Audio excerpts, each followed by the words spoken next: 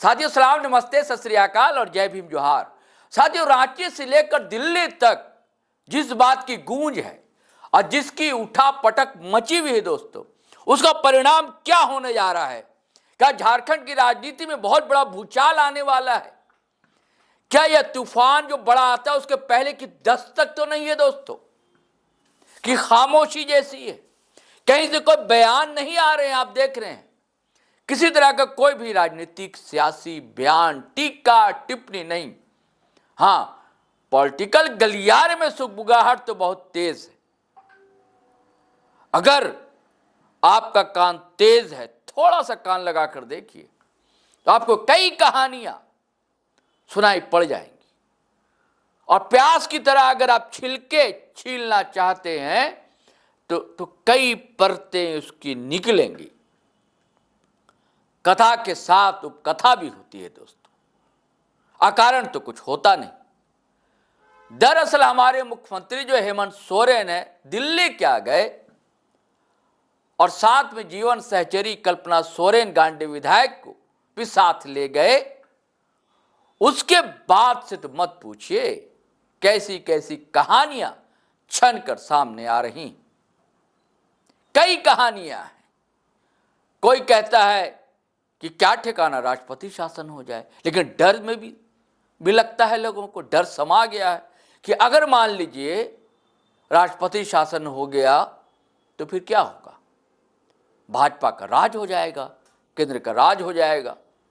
और इसे जेएमएम वाले विधायक वो भी डरे सहमे हैं, तो कांग्रेस के भी, आरजेडी के भी, माले के भी, लोजपा के भी, जदयू के भी और कुछ भाजपा के भी।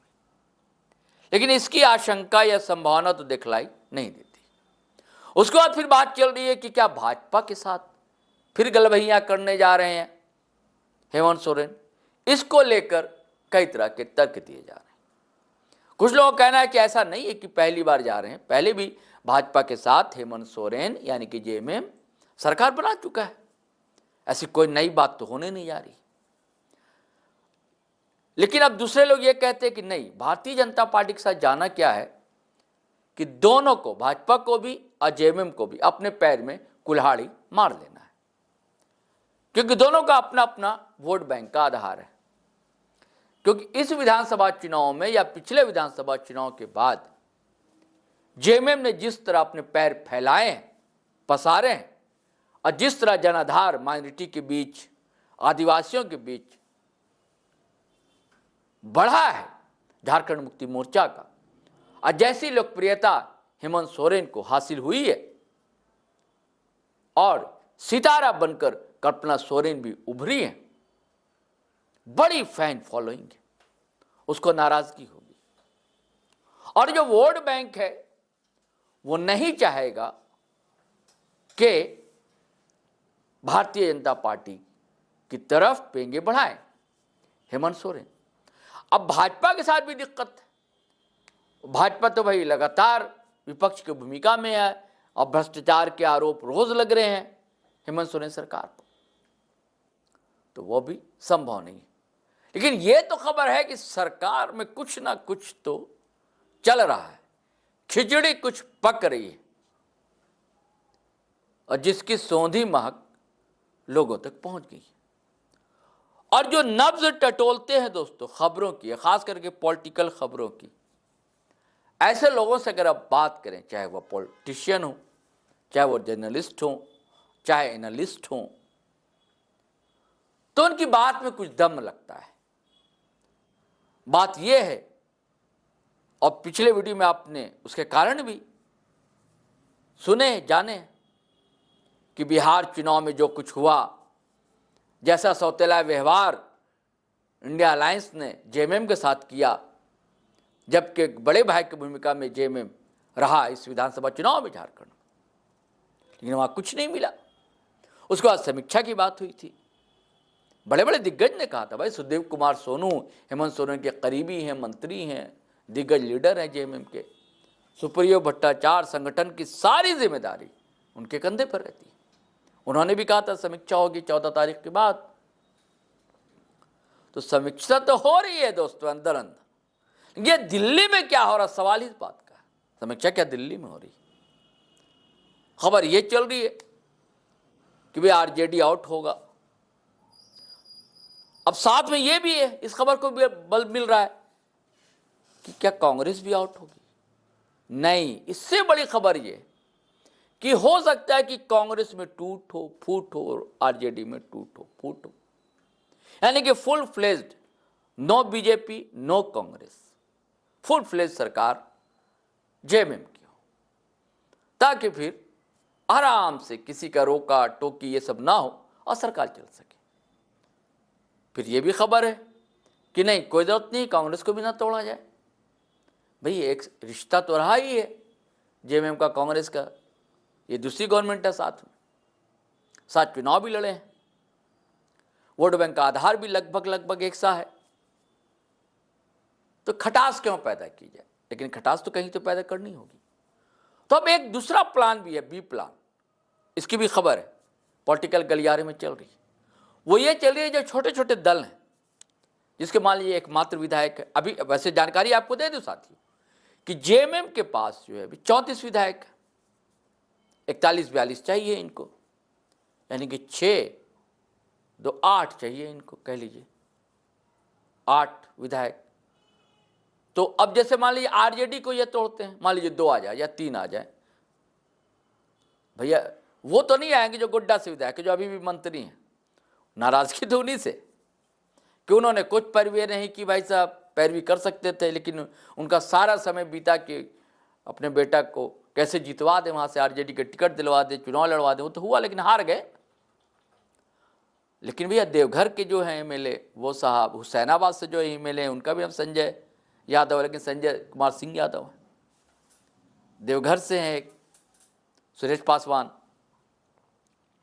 वो हैं, और एक और हैं, मान लीजिए 2-3 उधर से टूट जाए। माले के 2 हैं, 7 दिन को तैयार हो जाए, भले बाहर से हो, तो दो ही मैं मान लेता हूँ, 2 मान लीजिए आरजेडी के, 2 माले के 4 हो गए। और जनार्दन पासवान चतरा से जो जीते हैं एलजेपी से, 5 हो गए। चलिए 5 हो गए। अब उसके बाद एक और बड़ी खबर है साथ में दोस्तों कि आजसू के भी तो एकमात्र विधायक हैं तिवारी महतो। मान लीजिए भैया ऑफर मिल जाए कि मंत्री पद आपको मिल जाएगा, तो क्या कितनी देर लगती है। हर का सपना होता है भाई हर विधायक का मंत्री बनना। मान लीजिए ऑफर दे दे जेएमएम, हेमंत सोरेन मान लीजिए ऑफर दे दे, उनके लोग दे दे कि आपको मंत्री बना दिया जाएगा, तो भाई तिवारी महतो भी आ सकते हैं, जनार्दन पासवान भी आ सकते हैं। तो अब तक 6 हो गए, अब 2 और चाहिए। तो आपको पता है सरजू राय पिछले बार जो है बाहर से समर्थन दे ही रहे थे, और सरजू राय जब भाजपा की सरकार थी और गोवर दास मुख्यमंत्री थे तो उनके खिलाफ ही थे, उनके खिलाफ निर्दलीय चुनाव भी ठोक दिया था। भाजपा में नहीं गए लेकिन जदयू में आए, तो वो भी तो है।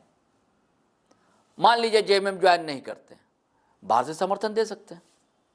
और उसके बाद एक बड़ा नाम है दोस्तों डुमरी एमएलए जयराम महतो का, कि मान लीजिए उन्हें ऑफर दे दिया जाए मंत्री पद का, तो क्या होगा। तो ये सारे गुणा भाग गणित हिसाब किताब लगाए जा रहे हैं दोस्तों। Plan A, plan B, plan C, कई स्तरों पर बातचीत चल रही है और कई दिग्गजों से बातचीत चल रही है दिल्ली में। अब किससे होगी? बड़े बड़े दिग्गज, बड़े बड़े जो नेशनल पार्टीज उनके दिग्गज। और जो पिछले वीडियो में हम लोगों ने कहा, खबर तो ये है कि भाई किसी स्टेट के जो मंत्री हैं, मुख्यमंत्री, वो भी हालांकि दूसरी पार्टी से आए, वो पूरी कोशिश में लगे हुए। एक तो ये भी खबर थी, हमने थंबनेल बनाया था कि मान लीजिए भैया ये खबर चल रही थी कि कल्पना सोरेन हो सकता है कि सीएम बन जाए और ये राज्यसभा चले जाए और सेंट्रल मिनिस्टर बन जाए, लेकिन वो उस खबर में मुझे भी नहीं लगता कि ऐसा होगा। लेकिन जो दूसरा या तीसरा प्लान है, इसमें कुछ दोस्तों सच्चाई दिखती है कि छोटे छोटे दल, एकाक के मेले, उनको जोड़ दिया जाए, मंत्री पद का प्रलोभन दिया जाए, तो ऐसा संभव है। तो ये संख्या 41-42 तक पहुंच सकती है। जदयू से माले को ना थोड़ा बाहर से दे दे, कुछ बाहर से दे दें, कुछ जेएमएम ज्वाइन कर लें, ऐसा है, या गठबंधन एक नया खड़ा हो जाए। देखिए जयराम तो पार्टी वार्टी छोड़ने से रहे, लेकिन लंबी रेस का घोड़ा है। और अभी जो प्रदीप महतो ने ज्वाइन किया, आज तो वो ये कह भी रहे थे कि भाई जेएमएम के आदमी है, हालांकि मुझे नहीं लगता ऐसा। कई लोग ये आरोप लगाते हैं कि जेएमएम के लिए बैटिंग करते हैं। अब ये आरोप इसलिए लगाते हैं दोस्तों कि जो विधानसभा चुनाव हुआ, जो 56 सीट लेकर आया गठबंधन, तो 14 या 16 सीट पर डेंट पड़ा जेलकेम के प्रत्याशी के कारण। उन्हीं के कारण से आजसू के एमएलए या इसके भाजपा के नहीं जीत पाए। तो तब से ये हवा तेज है। और इधर फिर बल मिलता है रह रहकर कि हो सकता है। हालांकि मुझे दूर दूर तक ये दूर की कौड़ी लगती है कि जयराम महतो मंत्री बनेंगे या हेमंत सोरेन की सरकार में शामिल होंगे। लेकिन और जो नाम है दोस्तों, हो सकता है। देखिए मैं हमेशा कहता हूं ना कि राजनीति जो है संभावनाओं का खेल है, और सियासत में ना कोई अस्थाई दोस्त होता है, ना ही अस्थाई दुश्मन होता है। और हालांकि देखिए जयराम भी अगर मान लीजिए, असंभव तो कुछ होता नहीं ना, मान लीजिए हो जाते हैं तो उनको फायदा ही होगा ना। नई पार्टी है, फायदा होगा, काम भी करा सकेंगे वो। अभी जो जनता दरबार लगा रहे हैं, बतौर मंत्री अगर जनता दरबार लगाएंगे और अपनी सरकार होगी तो अपने लोगों का काम करवा सकेंगे। और उनकी डिमांड तो है ही बड़ी, भी और डिमांड उनकी बढ़ जाएगी जयराम महतो की। तो ये सब खेल होता है। अब राजनीति में तो तरह तरह के खेल होते रहते हैं, रणनीतियां बनती रहती हैं, बिगड़ती रहती हैं, और कई स्टेट में ये सब खेला होता है।